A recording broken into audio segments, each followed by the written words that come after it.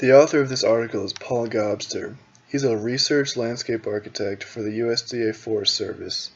He has degrees in land resources, outdoor recreation planning, landscape architecture, regional analysis, and leisure sciences. The purpose of the article was to compare and contrast three different ways of observing a landscape: driving, sitting, and walking. Paul Gobster described his experience of driving up to Yellowstone National Park. He said it is a unique way to observe because you're moving so quickly and you can see an object from several different angles in a matter of seconds. If you choose, you can play music in your car to enhance the experience.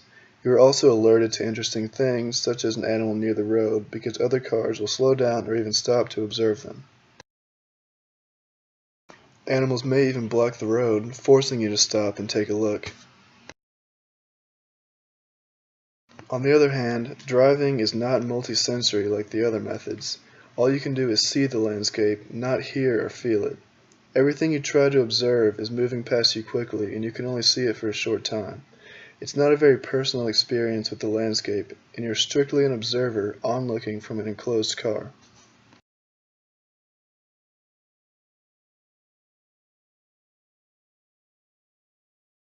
Sitting is a more personal method because you are in the landscape.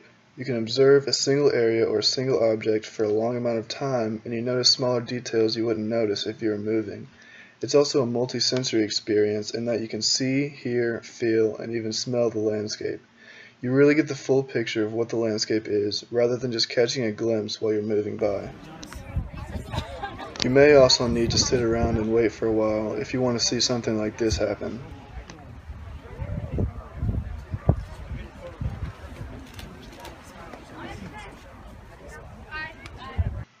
The only downside to sitting is that you are confined to observing one area, which isn't necessarily a bad thing.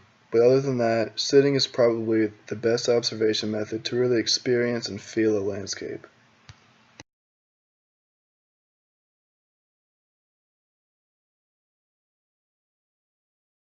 Walking is kind of a mixture of sitting and driving because you get the multisensory immersion of sitting, but you also have the movement of driving.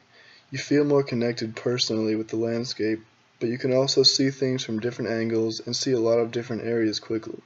There's also the possibility of obstacles, which can add a challenging but fun element to walking.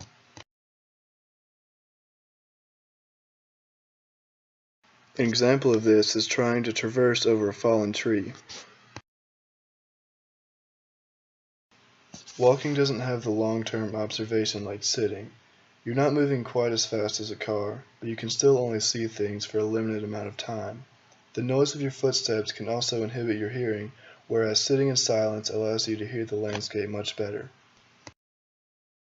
Paul Gobster provided some great insights on how people move through and observe a landscape. Using his own personal experience introduced the human element into his article. We know this is really how people behave in parks because it was a first-hand account of his visit to Yellowstone. Each method of observation had its pros and cons, but ultimately they're all good for observing in their own unique way.